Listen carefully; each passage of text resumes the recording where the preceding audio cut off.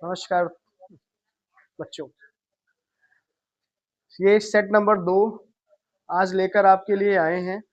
यहाँ पर 20 objective question UP board, high school या सीबीएसई बोर्ड, जो हाई स्कूल के बच्चे हैं उन सभी के लिए इम्पोर्टेंट है और दोनों ही बोर्डों में ऑब्जेक्टिव क्वेश्चन पूछे जाते हैं।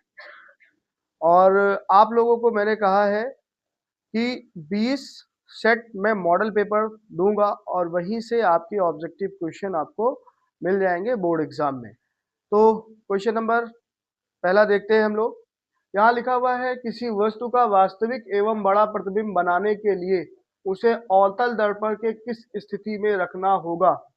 इससे पहले भी एक क्वेश्चन मैंने सेट नंबर 1 में कराया है, वहां पर आभासी बड़ा प्रतिबिंब पूछा गया था। यहाँ पर आपको देखने को मिल रहा है कि वास्तविक एवं बड़ा प्रतिबिंब पूछ रहा है। तो वहां पर मैंने 6 कंडीशन बताई थी आप लोगों को कि ये अवतल दर्पण है। अवतल दर्पण के सामने यहाँ पर इस तरीके से कोई वस्तु अनंत पर रखी जाती है तो उसका प्रतिबिंब कहाँ पर बनता है? मुख्य फोकस पर बनता है। छोटा बनता है, वास्तविक बनता है, और उल्टा अत्यंत छोटा बनता है, ये ध्यान रखिएगा। और जब मुख्य फोकस पर रखते हैं तो उसका प्रतिबिंब कहाँ पर बनता है?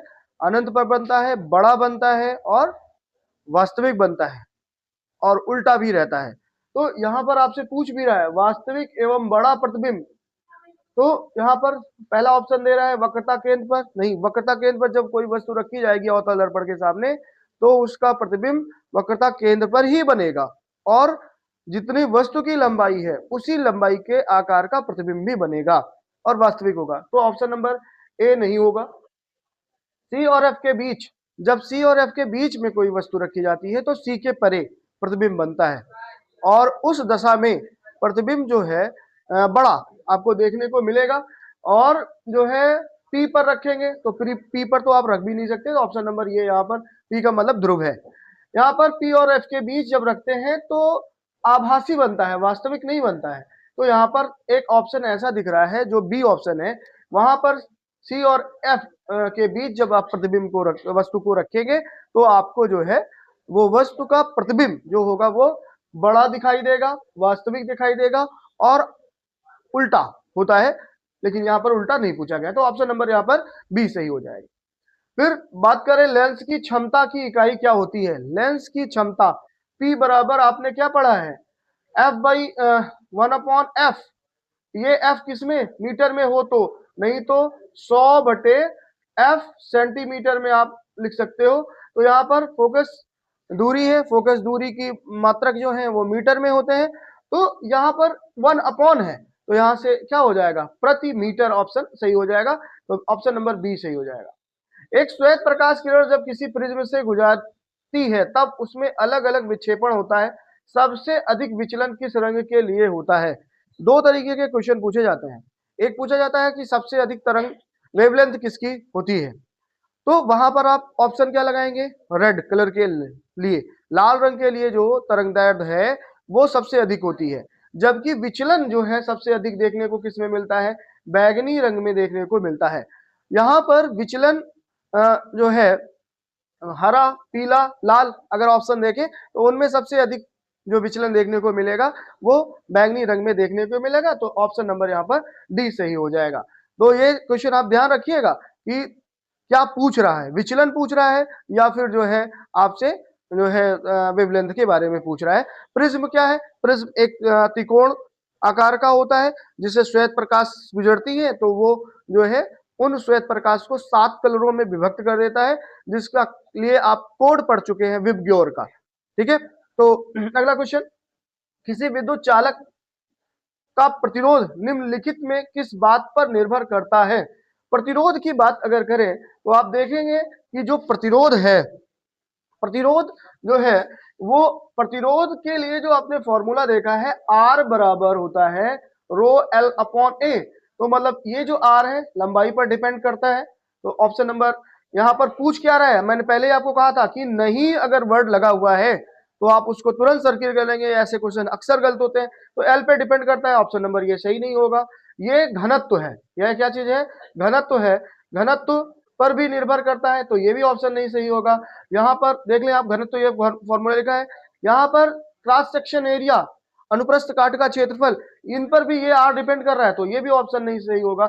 आकार के बारे में यहाँ पर कहीं नहीं कहा गया है, तो ये नहीं करता है, तो किस पर नहीं करता है, आकार पर निर्भर नहीं करता है। हाई स्कूल में क्वेश्चन पूछा जाता है, आर जो है ये जो प्रतिरोध है किन किन बातों पर निर्भर करता है, लंबाई पर, क्षेत्रफल पर, और पदार्थ की जो है की घनत्व पर, और वो जो है पदार्थ किसका बना हुआ है, और ताप पर ये निर्भर करता है। तो अगला क्वेश्चन देखते हैं कि सूर्य स्वताप प्रतीत होता है, सूर्य कब सफेद कलर का दिखाई देता है। तो आप लोग अक्सर देखें, जब दोपहर का समय होता है उस समय सूर्य हमें कैसा दिखाई देता है, सफेद दिखाई देता है, जबकि जब सूर्य अस्त होता है और निकलता है उस समय सूर्य का कलर कैसा होता है, लाल रंग का होता है। लेकिन श्वेत पूछा हुआ है, तो ऑप्शन नंबर यहाँ पर दोपहर के समय में ये ऑप्शन सही हो जाएगा। यहाँ पर अगला क्वेश्चन है, 4 विद्युत चालकों का समायोजन करने पर उनका परिणामी प्रतिरोध कब न्यूनतम होगा। प्रतिरोध के बारे में आपने पढ़ा है, प्रतिरोध के बारे में आपने क्या देखा है, प्रतिरोध को आप दो यहाँ पर जो बोर्ड में आपके लिए हैं, आप एक तो श्रेणी क्रम में प्रतिरोध को जोड़ते हो, और वहां पर फॉर्मूला क्या मिलता है, R1 plus R2 R3 and so on. और जब समांतर क्रम में जोड़ते हो, समांतर क्रम में आपको देखने को मिलता है 1/r equal to 1/r1 plus 1/r2 plus 1/r3 and so on. तो यहाँ पर जब भी आपको विद्युत चालकों का संयोजन में परिणामी प्रतिरोध कब न्यूनतम, न्यूनतम शब्द पूछ रहा है, कब न्यूनतम होगा, तो जब प्रतिरोध को समांतर क्रम में जोड़ा जाए, तब वहां पर जो तुल्य प्रतिरोध का मान होगा वो कैसा होगा, न्यूनतम होगा। तो ऑप्शन नंबर पढ़ते हैं, समांतर क्रम में पहला ही ऑप्शन मिल गया, तो यहाँ पर सही हो जाएगा। ये भी नहीं सही होगा, ये भी नहीं सही होगा, ये भी नहीं सही होगा।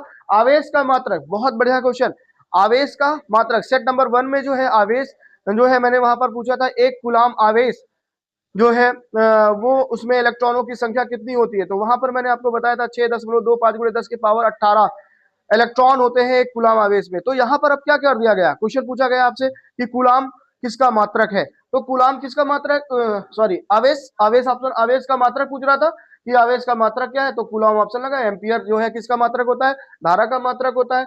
वोल्ट किसका मात्रक होता है, विभव का मात्रक होता है, तो ये भी नहीं होगा। ओम किसका मात्रक होता है, प्रतिरोध का मात्रक होता है, तो ये भी नहीं होगा। अब इसके बाद जो है हम लोग केमिस्ट्री की क्लास में जो 6 क्वेश्चन है वो देखते हैं। केमिस्ट्री के ये 6 क्वेश्चन देखिए आप लोग। 8वां नंबर क्वेश्चन है, निम्नलिखित में कौन सी धातु ठंडे जल के साथ क्रिया करके हाइड्रोजन गैस निकालती है। आप लोग यहाँ पर जरूर याद रखिए, क्वेश्चन इंपॉर्टेंट भी है। यहाँ पर आप देखेंगे कि तांबा नहीं निकालती है, सोना भी नहीं निकालती है, तो यहाँ पर पोटेशियम जो है क्या करती है, ठंडे जल के साथ क्रिया करके हाइड्रोजन गैस निकालती है। आप लोगों को पता होगा कि जो है क्वेश्चन आप लोगों से पूछा गया होगा कि जो सोडियम है, पोटेशियम है, उनको जो है कहाँ पर रखा जाता है जिससे वो अपक्रिया ना करें। तो आप लोगों को पता होगा कि जो है इनको केरोसिन ऑयल में रखा जाता है, क्योंकि ये बहुत ही सक्रिय धातुएं हैं और ये जल में रखने पर या खुले वायु में रखने पर क्रिया करना शुरू कर देती है। तो यहाँ पर ये जल में रखने पर ये पोटेशियम जल से क्रिया करती है और हाइड्रोजन गैस वहाँ पर मुक्त होना शुरू हो जाती है। और जब ये जल से क्रिया करेगी तो क्या बनाएगा, KOH बन जाएगा और हाइड्रोजन गैस बाहर निकलेगी। निम्नलिखित में एल्कीन है, मैंने पहले भी बताया था कि एल्कीन का सामान्य सूत्र याद रखिएगा आप, CnH2n। और यहाँ पर कंडीशन है कि कार्बन कार्बन के बीच में एक जगह जरूर से जरूर डबल बॉन्ड पाया जाएगा। तो यहाँ पर देखिए ये किसका मेंबर है, एल्काइन का मेंबर है। इसका साधारण नाम जो है वो क्या है, एसिटिलीन है। और जो है यूपीएससी की नाम बात करेंगे तो इसे हम एथाइन के नाम से जानते हैं। इसके बाद अगर यहाँ पर देखें तो हमें जो कंडीशन थी एल्कीन की वो दिखती हुई दिखाई दे रही है। तो यहाँ पर ये ऑप्शन नंबर हमें बी सही दिख गया। क्या कोई और भी ऑप्शन सही है, देख लेते हैं, क्योंकि चारों ऑप्शन तक जरूर आप जाया करिए। तो यहाँ पर सी जो है ये एल्केन है, एल्केन का मेंबर है। और यहाँ पर 3 कार्बन है तो इसका नाम प्रोपेन है, यूपीएससी नाम इसका। यहाँ पर फिर से ये एल्काइन है और 3 कार्बन है तो प्रोपाइन नाम इसका हो जाएगा। तो ये भी ऑप्शन नहीं सही है, ये भी नहीं सही है, ये भी नहीं सही है। ऑप्शन नंबर बी यहाँ पर सही हो जाएगा। फिर इसके बाद कहते हैं कि एक विलयन लाल लिटमस को नीला कर देता है, इसका पीएच मान। जब आप लोगों को मैंने अपने लेक्चर में पढ़ाया है पीएच के बारे में, तो वहां पर सवाल भी पीएच के करवाए हैं। आगे चलकर आगे सेटों में मैं पीएच के सवाल भी दूंगा आप लोगों को। तो जो है वहां पर पीएच का मान कैसे होता है, कितना होता है, कोड भी मैंने बताया है। लाल लिटमस पेपर और नीले लिटमस पेपर के बारे में, ये जो लिटमस पेपर है किससे बनता है, ये भी बताया गया है। तो डिटेल जो वीडियो है उसमें आप लोग जाकर पीएच के बारे में विधिवत पढ़ सकते हैं। लेकिन फिर भी मैं यहाँ पर आप लोगों को एक बार रिवाइज करवा देता हूँ कि जो पीएच का मान है वो 0 से लेकर 14 तक होता है। अगर 7 से कम पीएच का मान है तो वो पदार्थ अम्लीय होता है, 7 है तो उदासीन, और 7 से लेकर 14 के बीच में है तो वो क्षारीय होता है। यहाँ पर क्वेश्चन आपसे पूछा गया है कि जो लाल लिटमस है वो नीला कर हो जाएगा, कब हो जाएगा? जब जो है वो क्षारीय माध्यम में, और क्षार के लिए क्या बताया गया कि पीएच का मान 7 से अधिक होना चाहिए। तो यहाँ पर 1 लिखा है, यहाँ पर 3, यहाँ पर 5, यहाँ पर 8 लिखा है, तो 8 सही हो जाएगा ऑप्शन ये, क्योंकि क्षारीय माध्यम में। मैंने वहां पर आप लोगों को कोड भी बताया, लक्षणा लक्षणा कोड बताया है कि लाल लिटमस पेपर क्या करता है, क्षार की उपस्थिति में कैसा हो जाता है, नीला हो जाता है। इसी तरीके से एक आप लोगों को नीला लिटमस पेपर जो होता है वो अम्लीय माध्यम में कैसा हो जाता है, लाल हो जाता है। उसके लिए कोड आप लोगों को बताया गया है अनिल। आ से अम्ल, ना से नीला और ला से लाल, मतलब अम्लीय माध्यम में नीला लिटमस पेपर कैसा हो जाता है, लाल हो जाता है। ये चीज आप लोगों को बताई गई है। आप डिटेल वीडियो देखेंगे वहां पर आधे घंटे के अंदर पूरे चैप्टर को कवर कर दिया गया है। जो इम्पोर्टेंट है क्वेश्चन, जो रिएक्शन है वहां पर, जो यौगिक हैं, उन सभी के बारे में बात कर ली गई है। और ये हाई स्कूल में सेकंड चैप्टर एनसीईआरटी का है, तो वहां पर आप लोग जाकर डिटेल वीडियो देख सकते हैं मेरी। फिर अगला क्वेश्चन जो 11 नंबर क्वेश्चन है, क्लोरीन के अणु में आबंध पाया जाता है। तो क्लोरीन की अगर बात करें हम लोग तो वहां पर देखेंगे कि यहाँ पर जो है क्लोरीन क्लोरीन के बाहरी कक्षा में कितने इलेक्ट्रॉन होते हैं, 7। आप लोग देखें 4, 5, 6 और 1 7, और यहाँ पर भी कितने, 7।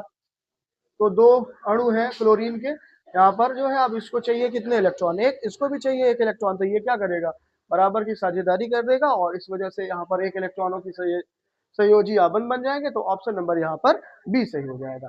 फिर कह रहा है कि जल को जीवाणु रहित बनाने में उपयोगी पदार्थ है। यहाँ पर नाम बड़े अच्छे अच्छे दिए गए हैं, धावन सोडा है, बेकिंग सोडा है, जिप्सम है, विरंजक चूर्ण है।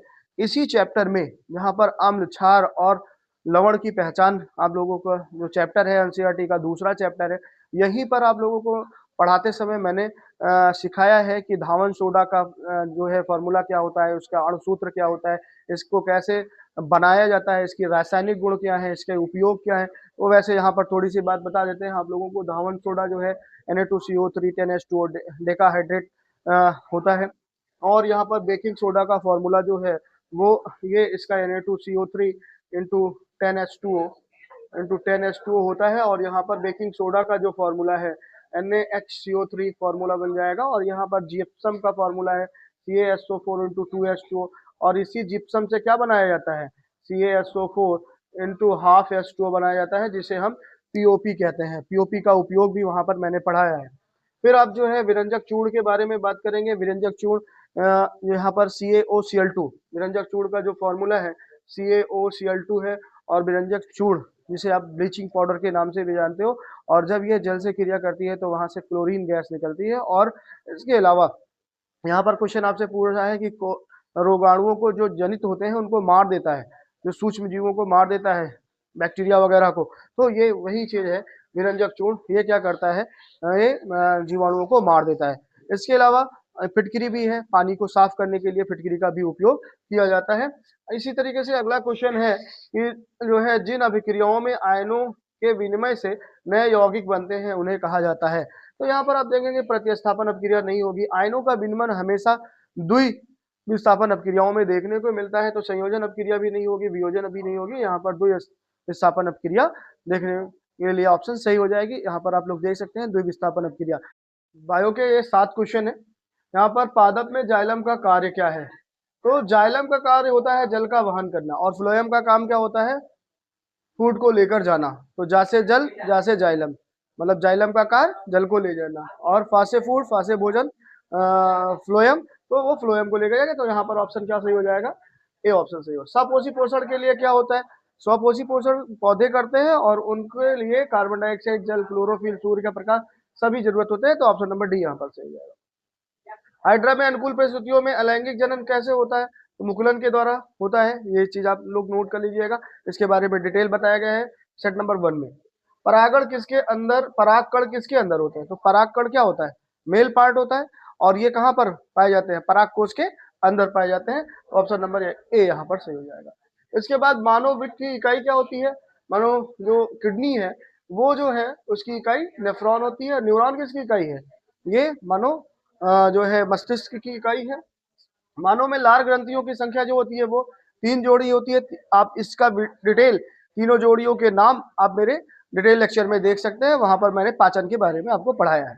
ऑप्शन नंबर यहाँ पर ए सही हो जाएगा। और क्वेश्चन नंबर बी जो है जीन शब्द किसने दिया? तो बी जीन शब्द जो है किसने दिया था? जॉनसन ने दिया था। ये यहाँ पर इस तरीके से सही हो जाएगा। वाटसन और क्रिक जो है आप डीएनए से संबंधित है, जानते ही हैं। लिबरेज जो है इसको बारे में आप लोगों को बताया गया है डिटेल वीडियो में, आप लोग देख लीजिएगा। अब इस तरीके से सेट नंबर 2 कंप्लीट हो जाता है। सेट नंबर 3 में अब थोड़ा सा क्वेश्चन के लेवल को हम क्या करेंगे और बढ़ाएंगे, जो कि यूपी बोर्ड में आए हुए हैं। यूपी बोर्ड से बाहर जो क्वेश्चन है वो उनके बारे में हम चर्चा नहीं कर रहे हैं। यूपी बोर्ड में आने वाले जो क्वेश्चन है या जो भी बोर्ड के एग्जाम है हाई स्कूल लेवल के, उनके बारे में हम लोग बात कर रहे हैं, और 20 ऑब्जेक्टिव क्वेश्चन आप लोगों को कराए जा रहे हैं। तो सेट नंबर 3 को देखने से पहले आप लोगों से रिक्वेस्ट है कि आप लोग अगर ये वीडियो ये लेक्चर आपको अच्छा लग रहा हो हमारा, तो आप अपने दोस्तों के साथ जो है इसको शेयर कीजिए, हमारे चैनल को सब्सक्राइब कीजिए, लाइक कीजिए। धन्यवाद।